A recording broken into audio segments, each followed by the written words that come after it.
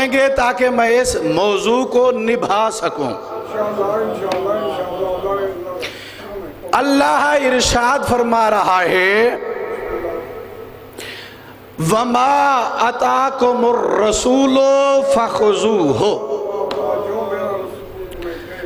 میرا پیغمبر، میرا رسول جو تمہیں دے، نہیں ہوئے، متوجہ نہیں ہوئے، میرا رسول جو تمہیں دے، دنیا کے متعلق، آخرت کے متعلق، تمہاری زندگی کے متعلق، تمہارے اخلاق کے متعلق جو کہے، اپنے گھر میں رہنے سہنے کے اسلوب، اپنی اولاد کے ساتھ روش اور طریقہ کار، اپنے معاشرے کے لحاظ سے جو بھی میرا رسول تمہیں دے فَخُذُوهُ، آنکھیں بند کر کے اسے قبول کرو۔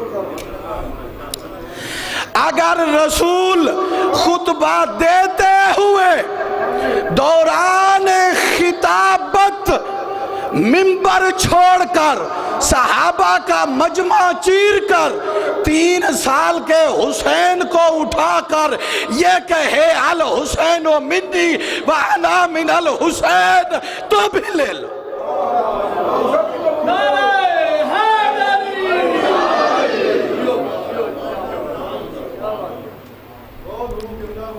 آپ نے اس جملے کو شاید آسان لیا ہے۔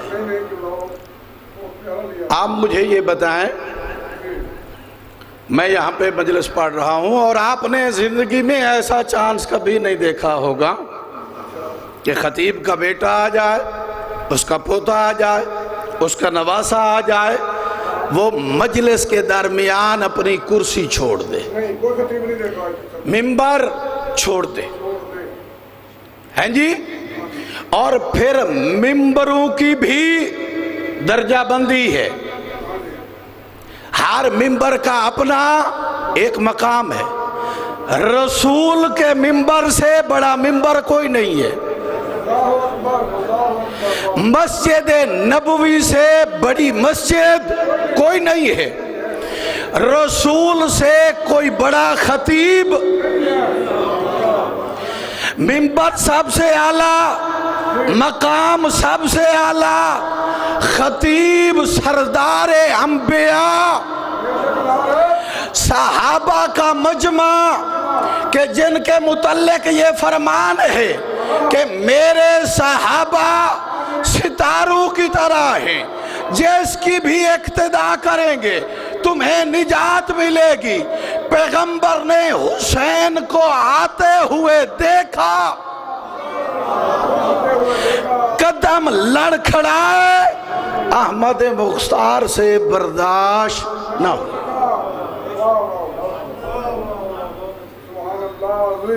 اپنا منبر چھوڑ،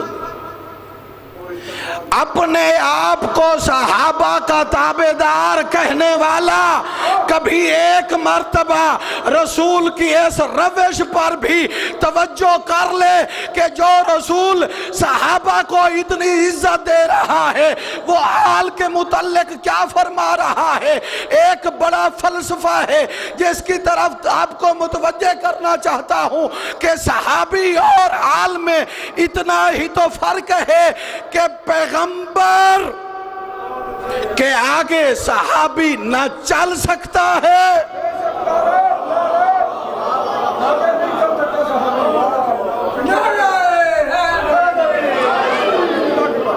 نہ اونچا بول سکتا ہے، نہ نام کے ساتھ پکار سکتا ہے، اور اللہ نے میرے محمد کا اس لیے سایہ بھی نہیں بنایا چونکہ سایہ یا آگے ہوتا ہے یا سایہ پیچھے ہوتا ہے۔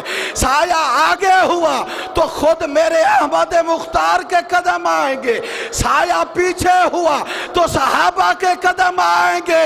ابھی بھی تمہیں عقل نہیں آئی جس کے سائے پر بھی صحابی کا قدم اللہ برداشت نہیں کرتا، اس کے کندھوں پر حسن و حسین۔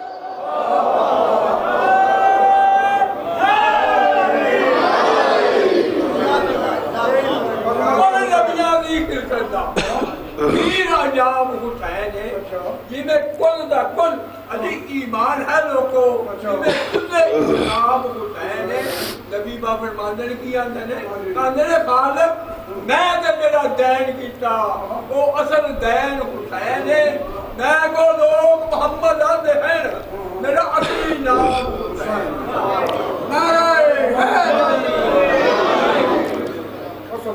جی صحابی اسے کہتے ہیں جو پیغمبر کے سائے پر بھی قدم، اور آپ سب نے سنا ہوا ہے، اگر آپ متوجہ ہیں تو میرے خیال میں مجلس کا حق ہی ادا ہو جائے گا اس جملے میں۔ آپ سنتے رہتے ہیں کہ پیغمبر کے کاندھے پر ختم نبوت تھی، اس پہ لکھا ہوا تھا لا الہ الا اللہ محمد الرسول اللہ، اور مولوی تو حسین جیسا اپنے آپ کو کہتا ہے، ابھی بھی تیری عقل میں نہیں آیا تو ایک کاغذ پہ لا الہ الا اللہ محمد الرسول اللہ لکھ کر اس پہ قدم رکھ کے دکھا، میں دیکھوں تیرا اسلام کیسے رہتا ہے۔ پیغمبر حسن و حسین کو لا الہ الا اللہ پر حسن کو بٹھاتا ہے، محمد الرسول اللہ پر حسین کو بٹھاتا ہے، اور جب کوئی کہنے والا یہ کہتا ہے کہ کتنی بڑی عظیم سواری ہے تو پیغمبر بول اٹھا سواری نہیں سوار۔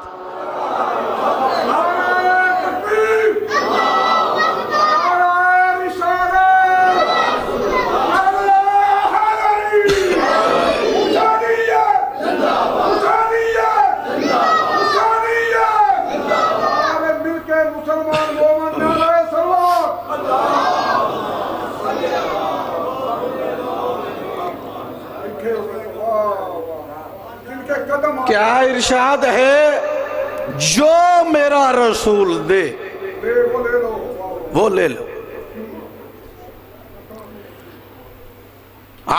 وما نہاکم عنہ، جس سے میرا پیغمبر روکے فانتہو، اسے رک جاؤ۔ فضائل کی طرف متوجہ ہوئے، اب آپ میرے ساتھ سفر کر رہے ہیں، آپ کے اذہان میرے ساتھ آ گئے ہیں۔ اب پیغمبر نے 5 چیزیں عطا فرمائی ہیں جس کا نام دین ہے۔ پیغمبر نے کیا ارشاد فرمایا ہے، اور جس میں یہ 5 چیزیں مکمل ہوں، جس میں یہ 5 چیزیں پوری پائے جائیں، وہ کامل الایمان ہے، اس کی نجات کی ضمانت پیغمبر نے اٹھائی۔ سب سے پہلی شے حسن عقیدہ، جس کا عقیدہ بہت اچھا، اللہ کو اللہ مانتا ہو، نبی کو نبی مانتا ہو، امام کو امام مانتا ہو۔ اللہ پہلا ولی ہے۔ اگر آپ کو میرا کل والا موضوع یاد ہے تو 3 ولی، پہلا ولی اللہ ہے، اور وہ اتنی قادر مطلق ہے، وہ قرآن میں کہتا ہے کہ میرا حبیب ان کو کہو جن کو یہ میرا شریک ٹھہراتے ہیں، کیا ان میں سے کوئی اس بات پر قادر ہے کہ وہ زمین سے زراعت اگائے؟ جی 2-3 سوال کرنے کے بعد اللہ نے ایک عظیم پیغام دیا ہے۔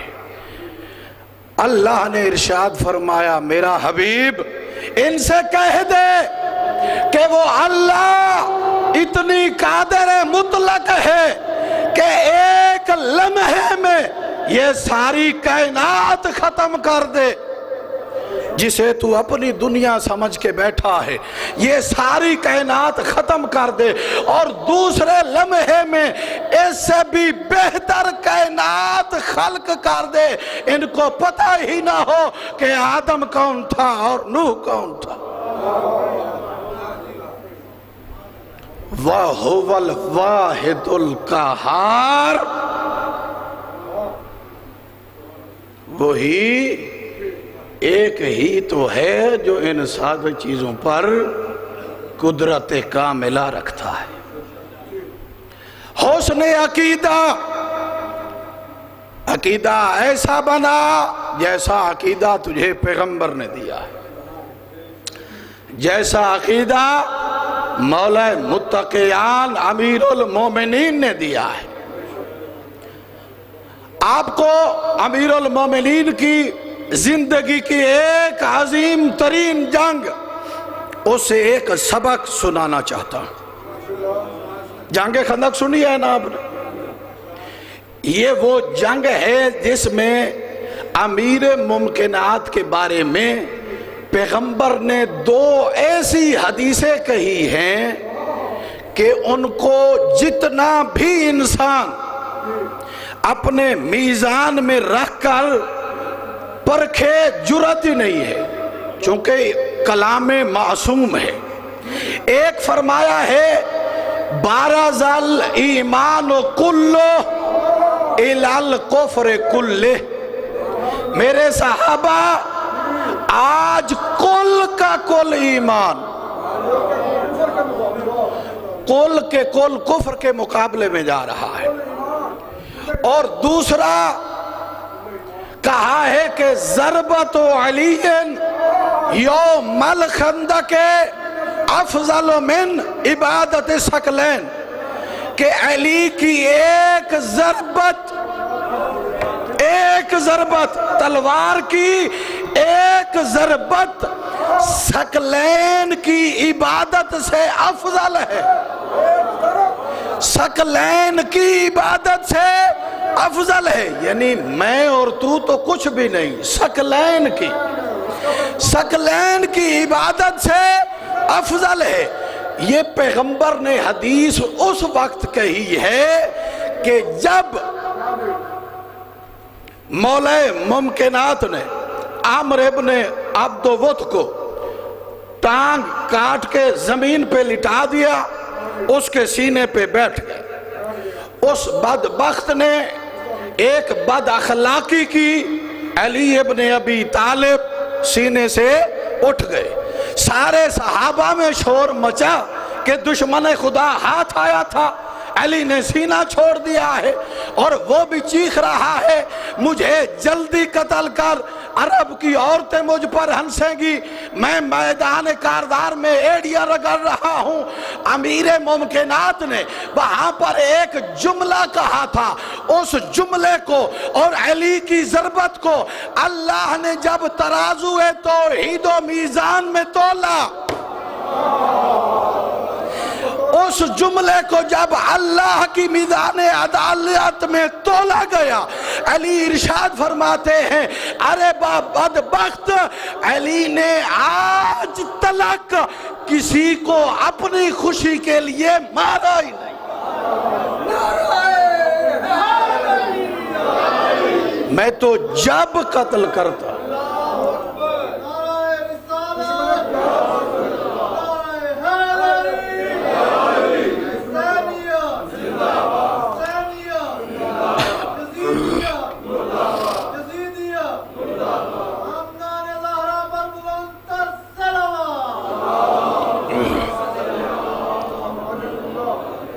میں تو جب قتل کرتا ہوں دشمن خدا کو کرتا ہوں، اور علی نے آج تلک کسی کے قتل میں اپنے ذاتی اناد کو شامل،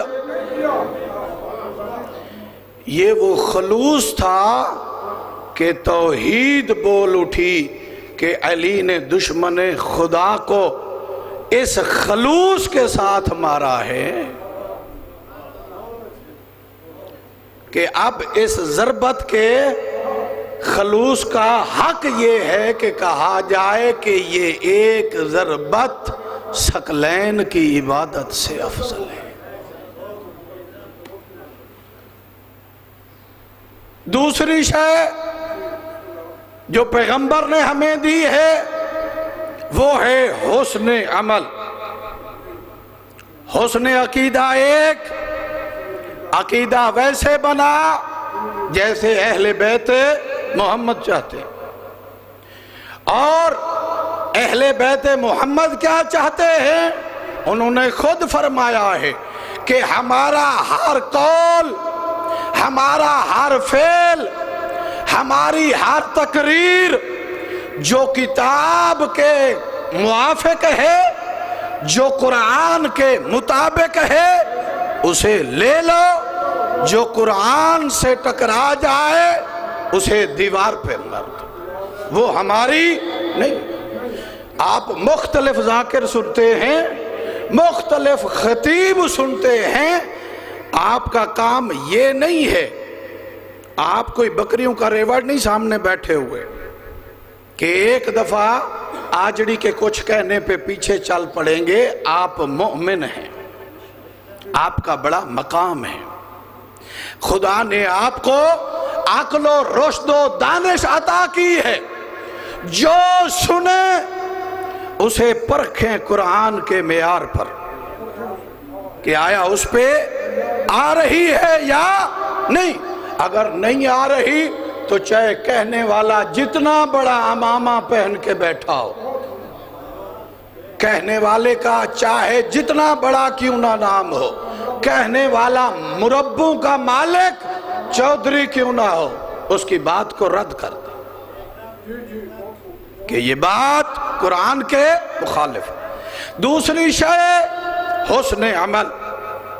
پیغمبر چاہتے ہیں، پیغمبر کے دین میں یہ شے ضروری ہے کہ انسان کا عمل نیک ہونا چاہیے، انسان کا عمل اچھا ہونا چاہیے، انسان ایسے اعمال سے اپنی سیرت کو آراستہ کرے کہ پیغمبر کو یہ کہنا پڑے کہ اگر کسی نے وقت کا عیسیٰ ابن مریم دیکھنا ہے تو وہ ابو ذر غفاری کو دیکھے۔ اور ارشاد فرماتے ہیں کہ اللہ کی کائنات میں ابو ذر سے سچا کوئی ایسا ہے ہی نہیں کہ جس کا زمین نے بوجھ اٹھایا ہوا ہو اور جس پر سورج کی کرنیں پڑ رہی ہیں۔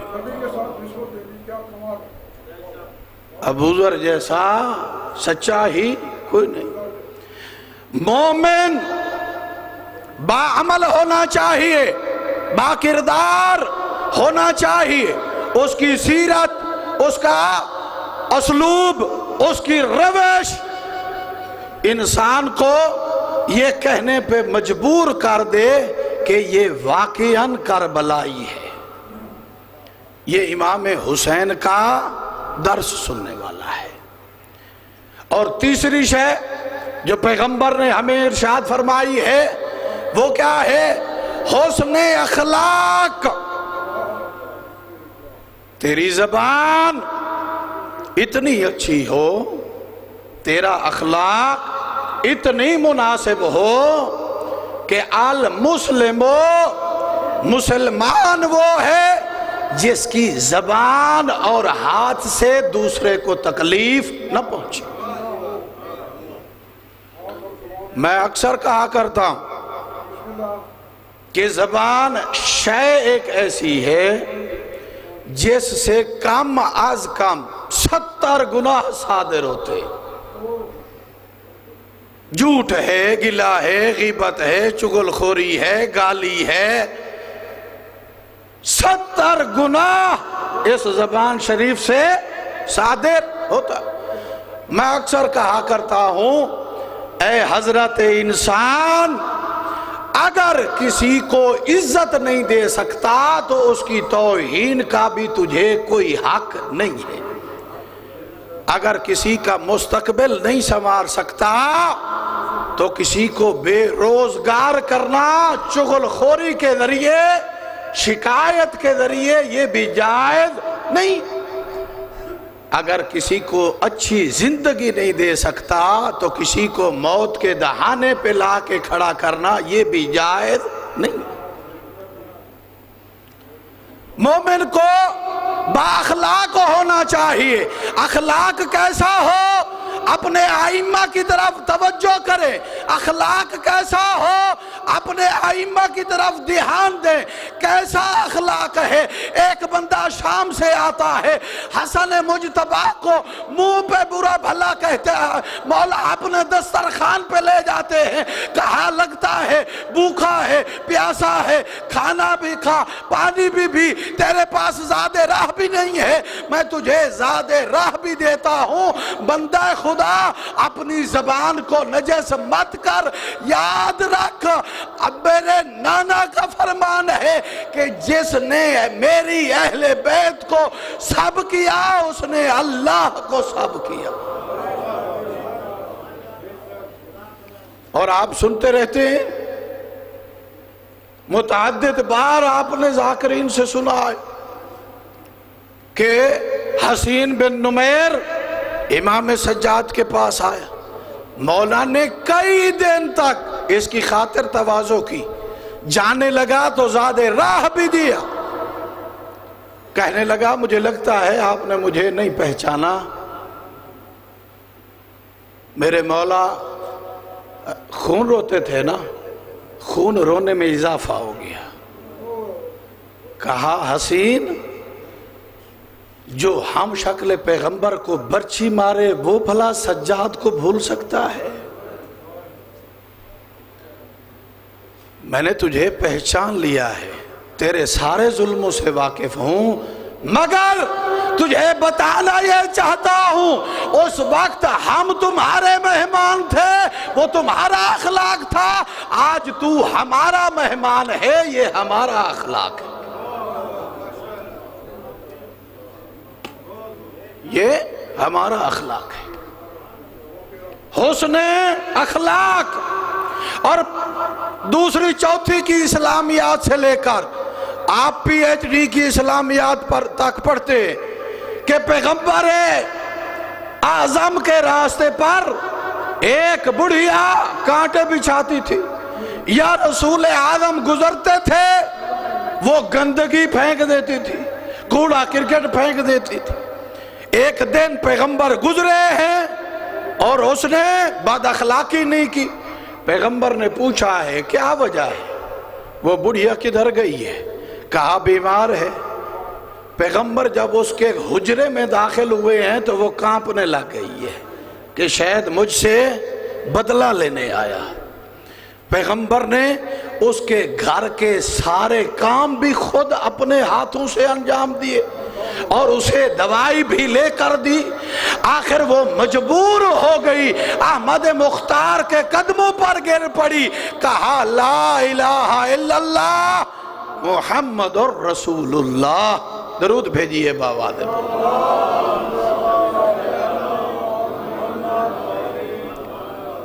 یہ ہے تیسری شے جو پیغمبر نے ہمیں عطا فرمائی۔ حسن عقیدہ، ایک مومن کا عقیدہ اچھا ہوتا ہے۔ نمبر دو، حسن عمل، مومن کا عمل قابل داد ہوتا ہے۔ نمبر تین، حسن اخلاق، مومن کا اخلاق قابل تحسین ہوتا ہے۔ لوگ اخلاق دیکھ کر تعریف کرتے ہیں کہ یہ واقعاً علی ابن ابی طالب کا چاہنے والا ہے، یہ واقعاً امیر المومنین کا پیروکار ہے۔ یہ عبد الرحمن ابن ملجم جب آیا ہے مولا کے ہاتھ پہ بیعت کرنے کے لیے تو ایک دفعہ نہیں، امیر ممکنات نے اس سے 9 دفعہ بیعت لی ہے۔ عرض کرتا ہے مولا یہ سارا کوفہ بھرا پڑا ہے، آپ نے کسی کو دوبارہ نہیں بلایا کہ تم پھر آؤ میری بیعت کرو؟ یہ ہر دوسرے چوتھے بندے کے بعد آپ مجھے کہتے ہیں کہ عبد الرحمن تو پھر میرے ہاتھ پہ بیعت کر، اس کی وجہ کیا ہے؟ تو مولا ممکنات نے فرمایا عبد الرحمن جس وقت تو میرے ہاتھ پہ ہاتھ رکھتا ہے نا، میں آسمان کی طرف دیکھتا ہوں تو لوح محفوظ پر میرے شیعوں میں تیرا نام نہیں،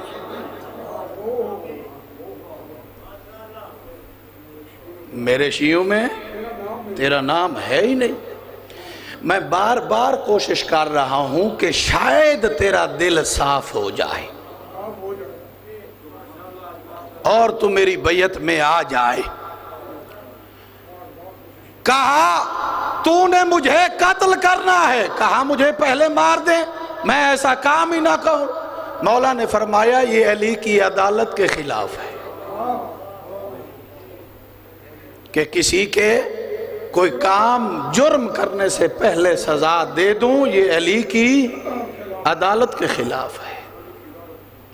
وہ جس وقت تو کرے گا تجھے سزا دوں گا، اور جس وقت اس بدبخت نے ضربت ماری ہے اور مولا کے سامنے گرفتار ہو کے آیا ہے تو اس کے ہونٹ خشک تھے۔ مولا نے اپنے اس بیٹے کو حکم دیا جو سب سے زیادہ صاحب جلال تھا، کہا عباس گھر جاؤ، ام کلثوم سے کہو کل میں نے ایک پیالہ دودھ کا رکھا تھا۔ دکھانا چاہتے تھے کہ یہ ہمارا اخلاق ہے، ہم اپنے قاتل کو بھی پیاسا نہیں دیکھ سکتے۔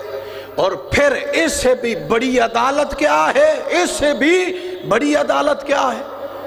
آخری دن 21ویں دن 21 ماہ رمضان کو اپنے بیٹے حسن کو اپنے پاس بٹھا کر مولا وصیت فرما رہے ہیں، بیٹا حسن عبد الرحمن ابن ملجم سے قصاص لیتے ہوئے عدالت کا دامن نہ چھوڑنا۔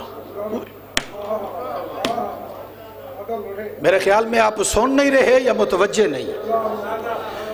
بدلہ لیتے ہوئے، قصاص لیتے ہوئے عدالت کا دامن نہیں چھوڑنا۔ اتنی ضرب مارنی ہے جتنا اس بدبخت نے مجھے ماری،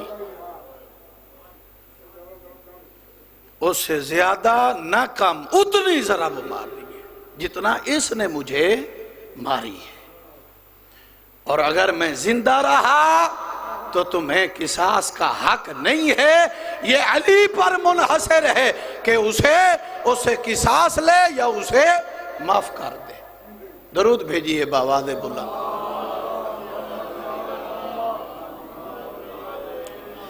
ایسا ہی ایک واقعہ جناب مالک اشتر کے متعلق کتابوں میں ملتا ہے کہ کوفہ کے بازار سے جناب مالک جا رہے تھے کہ ایک شخص نے کوڑا کرکٹ جناب مالک اشتر پر ڈال دیا۔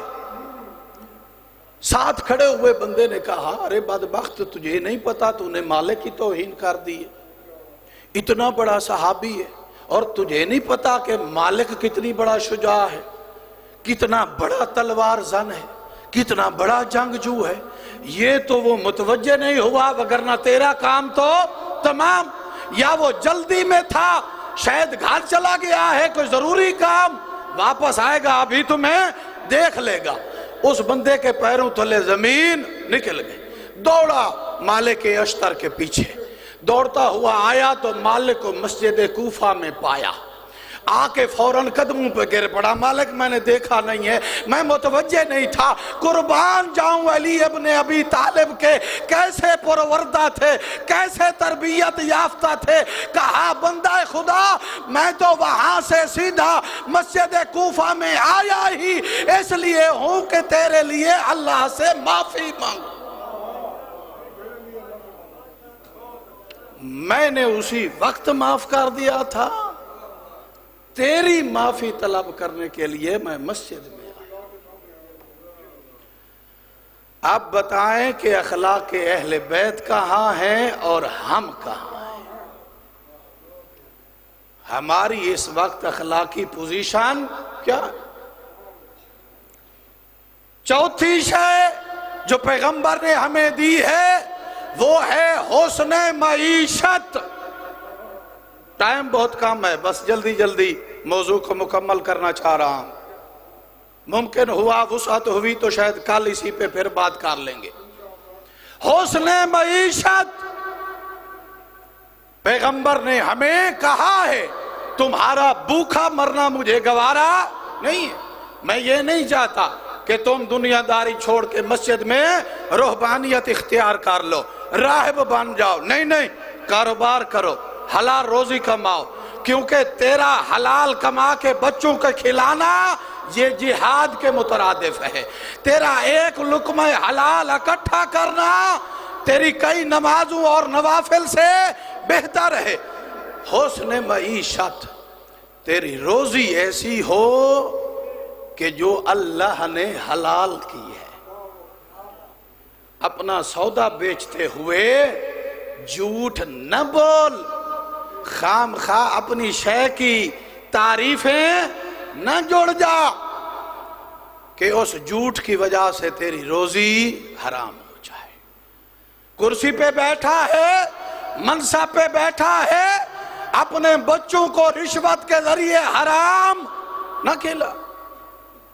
سود کاری کر کے اپنا پیٹ نہ پال، کیونکہ ایک لقمہ بھی اگر حرام کا تیرے پیٹ کے اندر چلا گیا ہے تو 40 دن تک تیری دعا قبول نہیں. بچوں کو حرام کھلائے گا، ان کی پرورش کرے گا، انہیں پروان چڑھائے گا، پھر تو توقع رکھتا ہے کہ تیرے مرنے کے بعد وہ تیرے لیے فاتحہ پڑھیں گے. جیسے تو دنیا سے چلا گیا ہے اور تجھے سیدھی فاتحہ نہیں آتی تو انہیں بھی انشاءاللہ نہیں آئے گی. اولاد کو حرام کھلانے کا سب سے بڑا نقصان یہی ہے کہ وہ اپنے مرحوم والدین کے لیے کوئی نیک عمل نہیں کر سکتے، کیونکہ ان کی تربیت ہی نہیں، ان کی پرورش ہی ایسی نہیں. اور اگر خدا نخواستہ وہ آپ کے 2-4 حرام کاموں کو جانتے ہیں تو پھر تو سونے پہ سہاگا ہو گیا. وہ جب باپ کو دیکھیں گے کہ ابا شریف یہ کر کے کماتا تھا، ہمیں کھلاتا تھا، تو وہ یقیناً آپ سے 2 قدم آگے جائیں گے کہ جہاں پر ابا جائے گا وہیں پہ ہم بھی درود پڑھیے باواز بولا. آخری اور 5ویں شے جو پیغمبر نے ہمیں دی ہے وہ کیا ہے؟ وہ ہے حسن معاشرت. تیرے زندگی گزارنے کے اصول، تیرے محلے داری کے طور طریقے، تیرے دوستوں احباب اور تیری محفلوں کے بارے میں تجھے کیا حکم ہوا ہے کہ کون سی محفل اٹینڈ کر، کون سی محفل اٹینڈ نہ کر. حضرت امیر المومنین علی ابن ابی طالب صلوات بھیجیں باواز بلند. نہج البلاغہ میں ارشاد فرماتے ہیں کہ انسان اپنے دوستوں سے پہچانا جاتا ہے، انسان اپنی محفل سے پہچانا جاتا ہے. اگر دوست اچھے ہیں تو اندازہ لگا لو کہ یہ بھی، اگر اس کی محفل اچھی نہیں ہے تو پتہ لگا لو کہ یہ بھی اچھا نہیں ہے. اگرچہ کہ محفل میں بیٹھ کر یہ جتنا بڑا حاجی کیوں نہ بنے، کیونکہ اللہ کے نزدیک مومن وہ ہے جس کی جلوت اور خلوت دونوں پاکیزہ. اور اگر دوست دیکھنے ہیں تو پھر حبیب ابن مظاہر جیسے دوست دیکھیں. دوست دیکھنے ہیں تو مسلم ابن اوسجا جیسے دوست دیکھیں.